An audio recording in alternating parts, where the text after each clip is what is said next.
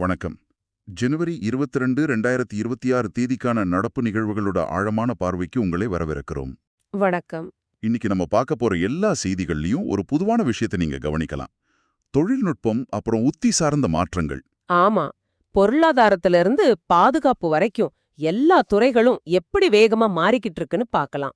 சரி, அப்போ நேரடியா விஷயத்துக்குள்ள போயிடலாம். முதல் பகுதி எக்கனாமிக் அண்ட் ஃபைனான்சியல் லேண்ட்ஸ்கேப். இதுல முதல் செய்தி SIDB பத்தினது, அதாவது small industries development bank of India. ஆமா, யூனியன் கேபினெட் SIDBக்கு ஒரு பெரிய எக்விட்டி சப்போர்ட் அப்ரூவ் செஞ்சிருக்காங்களே. கரெக்ட். சுமார் 5000 கோடி. 5000 கோடி, இது ஒரு பெரிய தொகை. இதோட நோக்கம் என்ன? MSMEகளுக்கு உதவுறது தானா? முக்கியமா அதுதான். MSMEகளுக்கு கடன் கொடுக்கறத இன்னும் அதிகப்படுத்தணும், அப்புறம் SIDBயோட கேபிட்டல் பேஸ பலுப்படுத்தணும். அதுதான். இது ஒரு ஃபேஸ்டு சப்போர்ட்னு சொல்றாங்க இல்லையா?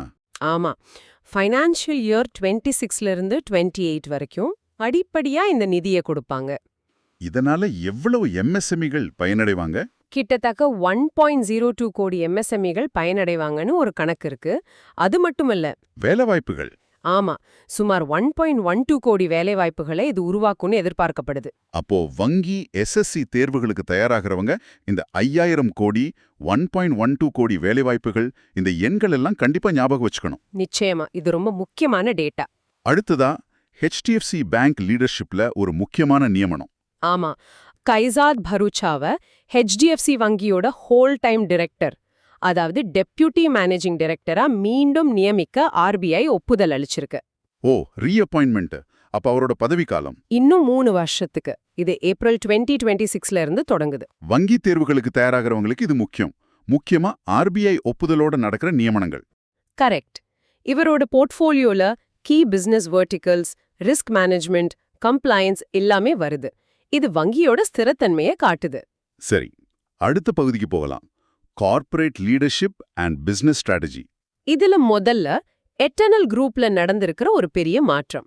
ஆமா, இது கொஞ்சம் ஆச்சரியமா இருந்துச்சு. CEO தீபேந்தர் கோயல் பதவியிலிருந்து விலகி வைஸ் சேர்மன் ஆகிறா. சொல்லப்போனா இது ஒரு புத்திசாலித்தனமான உத்தி.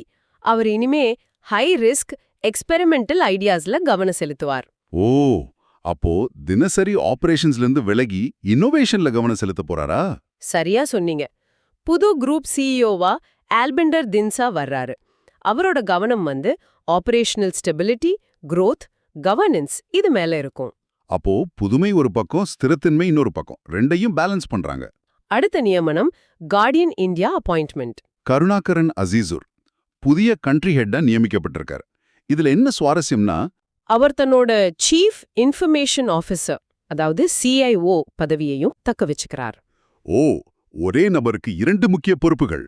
ஆமா, இது டெக்னாலஜி லெட் இன்னோவேஷனுக்கு அந்த நிறுவனம் எவ்வளவு முக்கியத்துவம் கொடுக்குதுன்னு காட்டுது. சரி, இப்ப நாம அடுத்து ரொம்ப முக்கியமான பகுதிக்கு வர்றோம். Governance and social security schemes. முதல்ல அடல் பென்ஷன் யோஜனா, அதாவது APY பத்தி பார்க்கலாம். இந்த திட்டம் ஃபினான்ஷியல் இயர் 2030-31 வரைக்கும் நீட்டிக்கப்பட்டிருக்கு. ஆமா, இது அமைப்புசாரா தொழிலாளர்களுக்கு, அதாவது அன்ஆர்கனைஸ்ட் செக்டர் ஒர்க்கர்ஸ்க்கு ஒரு பெரிய வரம். இதுல மாசம் 1000 ரூபாயிலிருந்து 5000 ரூபாய் வரைக்கும் ஓய்வூதியம் கிடைக்கும் இல்லையா? கரெக்ட். இப்போ வரைக்கும் 8.66 கோடி சந்தாதாரர்கள் இதுல இருக்காங்க. UPSC, ஸ்டேட் PST தேர்வுகள்ல இந்த மாதிரி திட்டங்கள் பத்தி கண்டிப்பா கேள்வி வரும். அடுத்து டிஜிட்டல் கவர்னன்ஸ்ல ஒரு அப்டேட். சம்பன் சிஸ்டத்தை உமங் பிளாட்ஃபார்மோட இணைச்சிருக்காங்க. இதனால டிபார்ட்மெண்ட் ஆஃப் டெலிகம்யூனிகேஷன்ஸ்ல இருந்து ஓய்வு பெற்ற சுமார் 4 லட்சம் பேருக்கு ரொம்ப வசதியா இருக்கும். அவன தங்களோட PPO details, life certificate validity இதையெல்லாம் ஆன்லைன்லயே பாத்துக்கலாம். ஆமா, இது எனி டைம் எனிவேர் சேவைக்கு ஒரு நல்ல உதாரணம். சரி, இப்ப மாநிலங்களோட முன்னெடுப்புகள் பத்தி பார்க்கலாம். State initiatives. இதுல முதல்ல ஆந்திர பிரதேஷ்ல இருந்து ஒரு பெரிய செய்தி. புதிய ஸ்பேஸ் போர்ட். ஆமா, ஹோப் ஐலாண்ட்ல இது அமைய போகுது. ஆமா, முதல்வர் சந்திரபாபு நாயுடு இதை அறிவிச்சிருக்கார். இது முக்கியமா தனியார் மற்றும் வர்த்தக ரீதியான ராக்கெட் ஏவுதலுக்காக, ஸ்மால் அண்ட் மீடியம் லிஃப்ட் வெஹிக்கிள்ஸ்க்காக. அப்போ இது ஸ்ரீஹரிகோட்டா, குலசேகரப்பட்டினத்துக்கு ஒரு துணை அமையும். நிச்சயமா, இது UPSC SNT பகுதியில கேட்கப்படலாம். ஆந்திரா விண்வெளிக்கு போனா தெலங்கானா எதிர்காலத்துக்கே போகுது. Bharat future city. ஆமா, இது தெலங்கானா அரசும் UAEயும் சேர்ந்து உருவாக்குற ஒரு பார்ட்னர்ஷிப். வேர்ல்ட் எக்கனாமிக் ஃபோரம் 2026ல இது கையெழுத்தானது. விஷன் என்ன?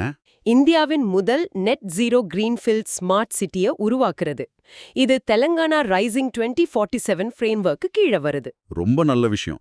அடுத்து ஹியூமன் கேபிட்டல் அண்ட் எஜுகேஷன்ல மாநிலங்கள் என்ன செஞ்சிருக்கு?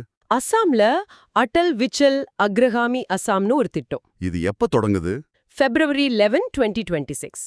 இது மூலமா ரிசர்ச் ஸ்காலர்ஸ்க்கு நிதி உதவி கிடைக்கும். எவ்ளோ கிடைக்கும்? ரெகுலர் ஸ்காலர்ஸ்க்கு மாசம் 25,000, திவ்யாங் ஸ்காலர்ஸ்க்கு மாசம் 40,000. அருமை. அடுத்து ஒடிஷா அண்ட் மேகலாயா 2 மாநிலங்களும் ஒரு MOU கையெழுத்திட்டு இருக்காங்களே. ஆமா, இது ஏழை சைல்ட்ஹுட் கேர் எஜுகேஷன் அண்ட் டெவலப்மெண்ட்காக, அதாவது ECCD. இது ஒரு அறிவு பரிமாற்ற ஒப்பந்தம் மாதிரி. கரெக்ட். ஒடிஷா அவங்களோட கம்யூனிட்டி பேஸ்ட் ப்ரோக்ராம்ஸ் அனுபவத்தையும், மேகாலயா அவங்களோட ட்ரைபல் ஏரியாஸ்க்கான இனோவேஷன்ஸையும் பகிர்ந்துக்குவாங்க. தேசிய கல்விக் கொள்கை ECCDக்கு முக்கியத்துவம் கொடுக்கறதால இதுவும் ஒரு முக்கியமான செய்திதான். ஆமா. சரி, இப்போ பாதுகாப்பு துறைக்கு வருவோம். Defence and national security. India 50க்கும் மேற்பட்ட ஸ்பை சேட்டலைட்ஸை ஏவ போகுது. இதுதான் இப்போதைய பெரிய செய்தி. 50க்கும் மேற்பட்டதா? இது எதுக்காக திடீர்னு? ஆபரேஷன் சிந்தூர்னு ஒரு நடவடிக்கை நடந்தப்போ நம்ம பாதுகாப்புல சில இடைவெளிகள் இருக்கிறத கண்டுபிடிச்சாங்க. அதை சரி செய்ய தான் இந்த ஸ்பேஸ் பேஸ்ட் சர்வேலன்ஸ் ஃபேஸ் 3 திட்டம். இதுல என்ன டெக்னாலஜி பயன்படுத்துறாங்க? சிந்தட்டிக் ஆபர்ச்சர் ரேடார், சுருக்கமா SAR. அதோட கேப்பபிலிட்டி என்ன? All weather night time imaging. அதாவது மழை, மேகம், இரவு எதுவா இருந்தாலும் பூமிய தெளிவா பார்க்க முடியும். அப்போ நமக்கு real time battle field intelligence கிடைக்கும். நிச்சயமா. அது மட்டும் இல்லாம இன்டர் சேட்டலைட் டேட்டா டிரான்ஸ்ஃபர் வசதியும் இருக்கும். பாதுகாப்புல இது ஒரு பெரிய பாய்ச்சல். இந்த ஆபரேஷன் சிந்தூர பெயரை கண்டிப்பா ஞாபகம் வச்சுக்கணும். ஆமா, ரொம்ப முக்கியம். அடுத்த பகுதி இன்டர்நேஷனல் ரிலேஷன்ஸ் அண்ட் ஜியோபாலிட்டிக்ஸ். இதுல இஸ்ரேல் US பிரசிடென்ட் ட்ரம்போட முன்னெடுப்பான போர்ட் ஆஃப் பீஸ்ல இணைஞ்சிருக்கு. ஓ, இது காசா போர் நிறுத்தத்துக்கான ஒரு முன்னெடுப்பு. இதுல வேற யார் யார் இருக்கா? UAE, Morocco, Vietnam, Belarus, Hungary, கசாக்ஸ்தான், Argentina, இந்த நாடுகள்லாம் இருக்கு. ஆனா இதுல ஒரு சர்ச்சை இருக்கே. ஆமா, UNக்கு பதிலா இந்த அமைப்பை கொண்டு வர்றதா பிரான்ஸ் எதிர்ப்பு தெரிவிச்சிருக்கு. நீங்க கவனிக்க வேண்டியது, இந்த போர்டுல இந்தியா இல்ல.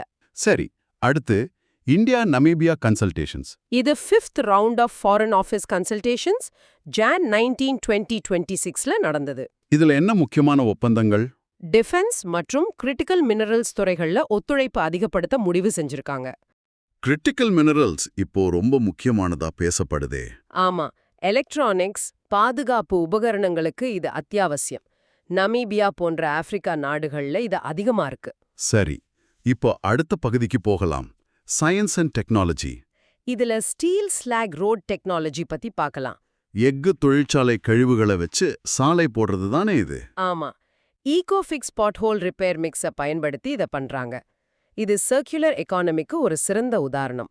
இது எந்த மாதிரி இடங்களுக்கு ரொம்ப பயன்படும்? லேண்ட்ஸ்லைட், அதிக மழை இருக்கிற மலைப்பாங்கான இமயமலை பகுதிகளுக்கு இது ரொம்ப ஏற்றது. ரொம்ப நீடித்து உழைக்கும். இத செயல்படுத்துறது CSIR மற்றும் டெக்னாலஜி டெவலப்மெண்ட் போர்டு, சரிதானே? ஆமா, கரெக்ட். ஓகே, இப்ப சில துணுக்குச் செய்திகள். Ranks, reports and sports. முதல்ல Numbeo safety index 2026. World safest city Qingdao, China. India safest city நம்ம கர்நாடகாவோட மங்களூரு. அடுத்து விளையாட்டுல பேட்மிண்டன் வீராங்கனை சைனா நெஹ்வால் ஓய்வு அறிவிச்சிருக்காங்க. ஆமா, கிரானிக் நீ இன்ஜுரிஸ் தான் காரணம். அவங்க முன்னாள் வேர்ல்ட் நம்பர் 1. மிக முக்கியமா ஒலிம்பிக்ல பேட்மிண்டன் பதக்கம் வென்ற முதல் இந்திய பெண். அதுதான் அவங்களோட பெரிய லெகசி. அந்த கேள்வி எப்பவும் பொது அறிவுல வரும். சரி, கடைசியா national Paralympic power lifting championship. இது January 2026ல உத்தரகாண்ட்ல இருக்க ரூர்க்கில நடந்தது. தொடங்கி வச்சது முதல்வர் புஷ்கர் சிங் தாமி. ஆமா, அருமை. இப்போ நாம பார்த்த எல்லாத்தையும் ஒரு சின்ன குவிஸ் மூலமா ஞாபகப்படுத்தி பார்க்கலாம். Examiners quiz. ஓகே, கேளுங்க. முதல் கேள்வி, which 2 states signed an MOU for early childhood care, அதாவது ECCED? இது ஒடிஷா மற்றும் மேகாலயா நம்ம பார்த்தோமே ஒரு அறிவு பரிமாற்ற ஒப்பந்தம்னு. கரெக்ட். இரண்டாவது கேள்வி, what is the extended deadline for the Atal Pension Yojana? Financial year 2030-31. அருமை. மூன்றாவது கேள்வி, who was appointed as the country head of Guardian India? Karunakaran Asur. அவர் CIO ஆகவும் தொடர்கிறார். மிகச்சரி. நான்காவது கேள்வி, Where will the new Andhra Pradesh spaceport be located? Hope Island. 5வது கேள்வி கொஞ்சம் யோசிச்சு சொல்லுங்க. Which specific operation revealed gaps leading to the 50+ spy satellite plan? இது ஆபரேஷன் சிந்தூர். இந்த ஆபரேஷன் தான் இந்த பெரிய பாதுகாப்பு திட்டத்துக்கு தூண்டுகோலா இருந்துச்சு. சரியா சொன்னீங்க. கடைசி கேள்வி. Which city topped the Numbeo Safety Index 2026 globally? Qingdao, China. இந்தியால மங்களூரு. அருமை. எல்லா கேள்விகளுக்கும் சரியா பதில் சொல்லிட்டீங்க. இன்னைக்கு நம்ம பார்த்தது வெறும் தகவல்கள் மட்டும் இல்ல. இந்த ஒவ்வொரு புள்ளியையும் நீங்க எப்படி ஒரு பெரிய சித்திரத்தோட இணைச்சு பாக்குறீங்கங்கிறது தான் உங்க வெற்றிக்கு முக்கியம். ஆமா. இந்த ஆழமான அலசல்ல எங்களோட இணைஞ்சதுக்கு ரொம்ப நன்றி. உங்க தயாரிப்பு நல்லபடியா அமைய வாழ்த்துகள்.